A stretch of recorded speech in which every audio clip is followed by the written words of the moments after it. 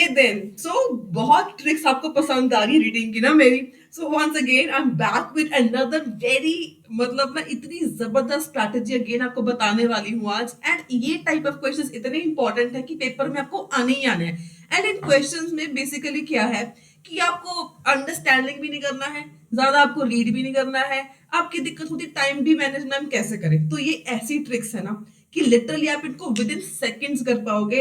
And आपका time manage अपने आप खुद खुद हो जाएगा। बस आपको ये वीडियो टिल द एंड देखनी है। अगर आपको मेरी बाकी वीडियोस पसंद आ रही हैं, I guarantee you this, by the end of this video आप ना हैरान हो जाओगे कि लिटरली रीडिंग इतनी इजी है। आई डोंट नो स्टूडेंट्स इसका हुआ कैसे एंड क्यों बना के रखा हुआ है, बट मतलब अगर आपने ये वीडियो देख ली ना, सो आई कैन लिटरली गारंटी, आप बोलोगे मैम इतनी रीडिंग इजी हो सकती है। मेरे को कमेंट में जरूर बताना, अपने अपने कमेंट्स जरूर मेरे को ड्रॉप करना। Okay, so without wasting time let's get started. जैसे कि आप देख सकते हो आज हमारे पास ये डे 2 है, सीरीज स्टार्ट हो चुकी है रीडिंग की। ये पार्ट 2 है। जिन्होंने पार्ट 1 देख लिया है उन्होंने पार्ट 2 को कमेंट किया था, तो उन लोगों के लिए स्पेशली पार्ट 2 मैं लेके आई हूँ। अगर आप लोगों ने पार्ट 1 अभी तक नहीं देखा है तो वो भी जरूर देख लीजिएगा। ओके, तो यहाँ पे क्वेश्चन आपके पास, look at the following statements and the list of people below. आपके पास कुछ स्टेटमेंट्स देके रखी गई हैं, साथ में लिस्ट ऑफ पीपल देके रखा गया है। Match each statement with the correct people, person A B and C. आपको पता होता है कि हमने इनको लिस्ट ऑफ स्टेटमेंट्स के साथ मैच करना है कि किस पर्सन ने कौन सी बात कही थी। अब एक यहाँ पे एनबी का मतलब होता है you may use any letter more than once. अब बहुत ऑब्वियस है, आपके पास सिर्फ 3 लिस्ट ऑफ पीपल के नेम्स देके रखे गए हैं, क्वेश्चंस आपके पास 5 हैं। So it is what obvious कि यहाँ पे ना रिपीट हो सकते हैं नेम्स, आंसर रिपीट होंगे ही होंगे। अब जो मैं स्टेप्स बताऊंगी ना, इनको आपने बहुत ध्यान से सुनना है, समझना है। इतना ये डिफिकल्ट है ही नहीं है, लिटरली बहुत ज्यादा इजी है।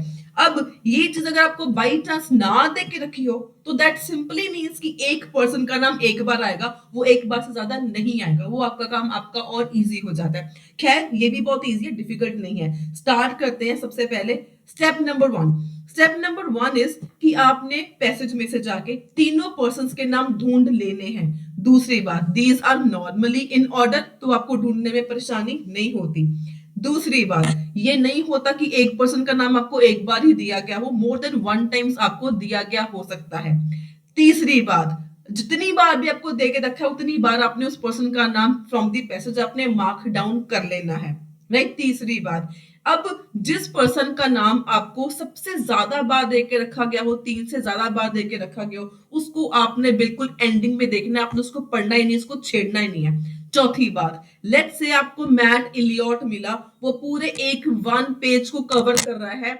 1 पेज के ऊपर सिर्फ मैट इलियट की बात ही हो रही है, किसी और पीपल की पर्सन की बात हो ही नहीं रही, तो आपने वो पेज को नहीं पढ़ना, उस पर्सन को आपने नहीं पढ़ना। अगर पढ़ोगे तो आपका टाइम वेस्ट होगा। जिसके बारे में कम डेटा देके रखा गया है, जिसका नाम सिर्फ 1 या 2 बार देके रखा गया है, पहले आपने उसको ही पकड़ना है, पहले आपने उसको ही रीड आउट करना है। राइट, तो इसको धीरे धीरे साथ में स्टार्ट करते हैं। सबसे पहला स्टेप है हमारा, जो हमें लिस्ट ऑफ नेम्स देके रखे गए हैं वो हमने ढूंढने हैं from the passage. So let's get started. अब साथ में आपने भी इसको सॉल्व करना है। अब मेरा काम क्या है, अब मैं नीचे से भी शुरू कर देती हूँ। I hope the screen is visible to everyone and काफी क्लैरिटी है यहाँ पे। अगर मैं यहाँ पे एंडिंग में देखूं तो एंडिंग में ही आपके पास काफी सारी यहाँ पे सेज इलियट, तो ये एंडिंग में आपको आ गया, इसको याद रखना। यहाँ पे भी सेज इलियट बोल के रखा गया है एक और बारी। राइट, इसके बाद यहाँ पे एक नॉलेज इज र्यूसल की बात करके रखी गई है, यहाँ पे भी सेज र्यूसल की बात करके रखी गई है।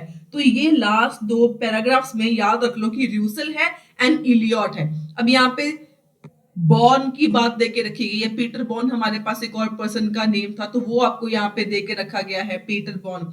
अब ऊपर चलते हैं, लेट्स फाइंड आउट कि यहाँ पे डी और ई में किस किस पर्सन का नाम देके रखा गया है। अब डी में हमारे पास पीटर बॉर्न ही देके रखा गया है और कुछ नहीं है। अगर आप डी में देखो तो डी में मेरे को कुछ नहीं मिल रहा है, इसको मैं छोड़ दूंगी। आगे चलते हैं, रूसल, रूसल आपको ये भी यहाँ पे भी देके रखा गया है। राइट, तो ये भी जहां जहां पर है आपने उस चीज को वहां वहां पे मार्क करके साथ में याद रखना कि आपने कहां कहां पर इसको रीड करा, कहां कहां पे इसको आपने मार्क करा। ये हो गया। इसके ऊपर चलते हैं सी में। सी में देखो आपको रूसल हमने मार्क कर लिया था ऑलरेडी, इसके बाद कुछ नहीं है हमारा सी में। बी में जाते हैं, ए में जाते हैं। अब ए में हमारे पास दे के रखा गया है मैट एलियट का नाम, इसको कर लो मार्क, ठीक है, ये मैट एलियट रहा हमारा। इसके बाद बी में अगर मैं जाऊं तो बी में नहीं है, यहाँ पे रूसल है हमारा, और बी में हमें कुछ देके नहीं रखा गया, दैट इज इट। ठीक है, अब सिर्फ हमने क्या किया, सबसे पहले जहां जहां पर नेम्स थे हमने वो नेम्स को मार्क कर लिया है। तो आपने भी ध्यान, हमने ए में मार्क करा, बी में नहीं था, डी में नहीं था, बाकी सभी में हमने कुछ ना कुछ हमने मार्क करा। ये था आपका स्टेप नंबर 1। अब step number 2, step number 2 is कि हमेशा सबसे पहले मतलब बिफोर सॉल्विंग द क्वेश्चंस आपने क्वेश्चंस को रीड करके इनमें से कीवर्ड्स को मार्क कर लेना है। कीवर्ड्स मार्क करने में हर बार सिखाती हूँ, बेसिकली वर्ब्स, या मैं बोलती हूँ आपके नाउन्स, या मैं बोलती हूँ numerical keywords, these are your main words. अब यहाँ पे 19 को अगर आप रीड करो, if a tree gets infected with Dutch elm disease, disease की बात कर रहे हैं, इन्फेक्शन की बात कर रहे हैं, the damage rapidly becomes visible, जो डैमेज होता है वो विजिबल आपको दिखने लग जाता है, अंडरस्टैंडिंग की लोड ही नहीं है, विजिबल कर लो, डैमेज कर लो, डिजीज की बात कर रहे हैं, इन्फेक्शन की बात कर रहे हैं। 20th question says it may be better, may be मतलब पॉसिबिलिटी आ गई है, बहुत यहाँ पे ग्रामर बहुत बड़ा रोल प्ले करती है आपको बेसिकली रीडिंग में। It may be better to wait and see if the mature elms की बात कर रहे हैं that have survived continue to flourish, भी दैट हैव जो सर्वाइव कर चुके हैं वो दोबारा से फ्लरिश कर रहे हैं कि नहीं करे, नहीं समझ में आ रहा, लीव इट, अंडरस्टैंडिंग मैटर यहाँ पे करती नहीं है, सिंपल शॉर्टकट। तो वेट करना है, वॉच करना है, सर्वाइव की बात कर रहे हैं, फ्लरिश की बात कर रहे हैं। There must be an explanation for the survival of some mature elms, तो एक्सप्लेनेशन बोल रहे हैं, सर्वाइवल है, मैच्योर एलम्स है। We need to be aware, awareness की बात कर रहे हैं, that insects carrying Dutch elm disease are not very far away, far away यहाँ पे है आपका numerical keyword कि दूर नहीं है वो चीजें। So you understand the effect of Dutch elm disease has had when you see evidence of how prominent the tree once was. Grammar की बात कर रहे हैं, past tense है, was है, evidence की बात कर रहे हैं, prominent tree की prominency की बात कर रहे हैं। हमेशा कीवर्ड्स इतने ही मार्क करो। अब मैंने आपको ये नहीं कहा समझो, मैंने आपको समझाया ही नहीं है, मैं शॉर्टकट बता रही हूँ आपको, तुक्के लगाने सिखाऊंगी इस वीडियो में, तुक्का कैसे लगाना है आपने। सिर्फ हमने कीवर्ड्स को मार्क करा, अब हमने क्या करना है, जहां जहां पर आपने किसी भी पीपल का नाम आपने रीड करा उसके साथ की लाइन आपने एक पढ़नी है, बेसिकली कॉमास में वो लाइन होती है, उतनी लाइन पढ़ लो। अगर समझ में आ गया आपका, कुछ ना कुछ कीवर्ड मैच हो गया तो आपको मिल जाएगा आंसर, नहीं मैच हुआ मूव ऑन।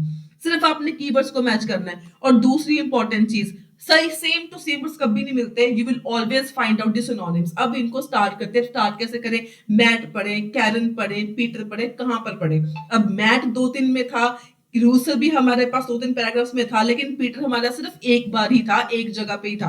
पीटर हमारा था सिर्फ ई वाले में, राइट। अगर मैं आपको ई वाला शो करूं, यहां पर हमारे पास पीटर की बात यहां बोल रहे हैं, ही सेज यहां पे बोला, और इसके बाद यहां पर आपके पास सेज बॉर्न। अब मैंने क्या बोला, जहां पर ब्रैकेट्स हैं सिर्फ आपने वो चीज को रीड करना है। अगर मैं यहां पे बोलूं ना आपको, तो यहां पे क्या देके रखा गया आपको, जस्ट अ सेकेंड, ओके, सो यहां पर देखो आपने एक लाइन ब्रैकेट में देके रखी है, the beetles can just march in if we are not careful. तो यहाँ पे कीवर्ड दिमाग में स्ट्राइक करना चाहिए, if we are not careful as the threat is right on our doorstep. इतना पढ़ लिया, सिर्फ इतना ब्रैकेट के साथ की लाइन पढ़ी आपने। अब इसको गैस, आपके माइंड में जल्दी कीवर्ड स्ट्राइक होना चाहिए। अगर आपके माइंड में कीवर्ड आ गया है अभी तक, तो कमेंट में मेरे को जरूर बताओ कि आपको क्या लगता है इसका आंसर कौन सा क्वेश्चन के साथ ये बेसिकली मैच हो रहा है। अगर मैं आपको क्वेश्चन दिखाऊं, अगर समझ में आ गया ठीक है, नहीं समझ में आया एलिमिनेशन टेक्निक को यूज करो। अब यहाँ पे क्या है, इन्फेक्शन डिजीज की बात पढ़ी हमने, बिकम विजिबल, तो ऐसा कुछ था नहीं था। वेट एंड सी पढ़ा, नहीं पढ़ा। मैच्योर एलम्स की सर्वाइवल की बात पढ़ी हमने, नहीं पढ़ी। Not very far away, at our doorsteps, aware, careful, ये चीजें मैच कर गई। तो जो पीटर वाला था सी वाला, इसका आपका आंसर आपका सी आ जाएगा। ये तो देखो हमने पढ़ा नहीं है, हमने अंडरस्टैंडिंग नहीं करी, क्विकली सिनोनिम्स को मैच किया, आपका आंसर आ गया, दैट इज इट। अब हमारे पास एक मैं चीज बताती हूँ कि सी वाला जो पीटर था वो हमारे पास एक पैराग्राफ में था, वो हमने पढ़ लिया। सो ये दिमाग में बिठा लो कि जो बाकी के हमारे सारे के सारे 4 क्वेश्चंस हैं उसमें सी तो कोई होगा नहीं, अब या तो ए होगा या तो बी होगा। अब दूसरी बात, ज्यादा से ज्यादा क्या हो सकता है, 2 ए होंगे और 2 बी होंगे, 4 हमारे पास क्वेश्चंस हैं, राइट। तो अब आपकी इसमें ये दिमाग है, ये देख लो कि आपने अब कोई भी एक पढ़ लो, अगर आपको वो समझ में आ गया तो दैट इज इट। बाकी दो का आंसर बिना पढ़े मैं आपको बता दूंगी भी क्या होने वाला है। अब मैं पहले जाऊंगी मैथ पे। क्यों? क्योंकि हमारा मैथ आपको एक तो स्टार्टिंग में मेरे को मिल गया था, बहुत इजी तरीका है। स्टार्टिंग में मेरे को मैथ मिला, मैं पहले इसको पढ़ूंगी। यहाँ है सेज मैथ इलियट, ठीक है। अगर मैं इसको रीड करूं, यहाँ पे ब्रैकेट्स में लास्ट लाइन लिखी गई है, you look at old photographs from the 1960s and it's only then that you realize the impact किसका, Elms had, ये past tense की बात करके, they were significant large trees then they were gone। तो यहाँ पे गेन किस चीज की बात करें, जस्ट कीवर्ड्स को माइंड में स्ट्राइक करो, ये इतना ज्यादा इजी है। अब एक पैटर्न भी देखो हमेशा बनता है, जो मैंने सेक्शन 1 में जो सीरीज 1 बनाई थी, वीडियो 1 थी, मैंने उसमें भी कहा था एक पैटर्न बनता है जो आपने नोटिस करना होता है। अब मैं पैटर्न जो बताऊं, हमने ए पढ़ा, इसकी लास्ट लाइन में हमें मैच कर रहे हैं कीवर्ड्स, इसका लास्ट लाइन में हमें इसके आंसर्स मिल रहे हैं। पहले देखते हैं इसके साथ मैच कौन सा करता है। मैच क्या बोल रहा है कि आप ओल्ड पिक्चर्स को देखो इन 1960s, ओनली देन आपको ये राइज होता है कि इसका जो इम्पैक्ट था एलम्स का, कि there were significant large trees, इस चीज की बात कर रहे हैं। अगर मैं आपको क्वेश्चंस दिखाऊं, आप मेरे को बताओ इसमें से कौन सा मैच हो रहा है। अगर आपको गेस कर लिया, कमेंट जरूर करा को अपने अपने आंसर्स को कि आपको क्या मैच लगा और क्यों, इसका आंसर क्यों लगा।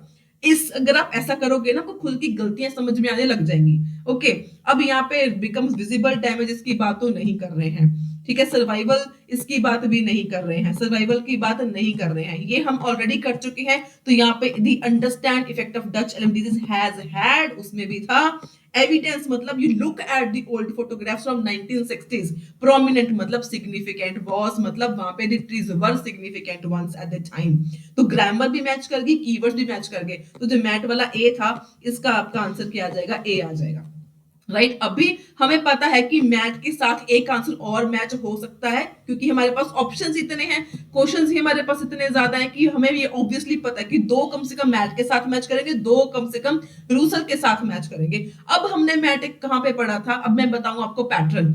जो हमने ई वाला पढ़ा था, that was at the last line of the passage number ई। जो अभी हमने पढ़ा वो last line of passage number A पे था, राइट। अगर मैं आगे जाऊं, इलियट मैट वो था अगेन लास्ट पैराग्राफ की last line, says Elliott, sometimes the best thing you can do is just give nature time to recover, over time you might get resistance. तो ये किस चीज के साथ मैच हो रहा है, सिर्फ आपने कीवर्ड्स को मैच करने की सोचो, पैराफ्रेज लैंग्वेज को मैच करने के सोचो, गिव सम टाइम, नेचर को टाइम दो, ओवर टाइम, टाइम के साथ आपको पता चल जाएगा भी क्या है क्या नहीं हो रहा है, राइट। तो यहाँ पे एक माइट भी है कि शायद, अब हमने एक पढ़ा था मे माइट वाला सेंटेंस हमने पढ़ा था, सी वेट एंड सी वाला हमने पढ़ा था, आपके माइंड में जल्दी कीवर्ड स्ट्राइक होने चाहिए।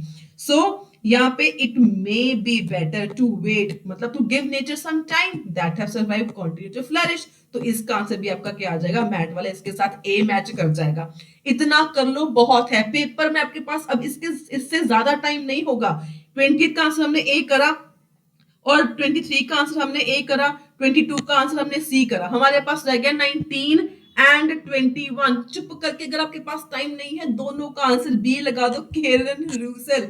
It is that easy. इसको बोलते हैं स्मार्टली टाइम को सेव करना। जरूरी नहीं होता कि आप हर एक क्वेश्चन को पढ़ो, समझो, उसको रीड करो। अगर आपके पास टाइम नहीं है, यूज दिस तुक्का मेथड स्ट्रैटेजीज, कि हमने दो कर लिए, जो तीसरा रह गया बाकी के आंसर उसके साथ हो जाएंगे। लेकिन ये ट्रिक कब तभी काम करती है इफ यू आर श्योर, जो आपने पहले दो कर लिए हैं, अगर आप इस चीज के साथ डैम श्योर हो, ये चीज तभी काम करती है। अब इसको आप क्रॉस चेक कैसे करना है, कंफर्म कैसे करना है, लेट्स हैव अ लुक।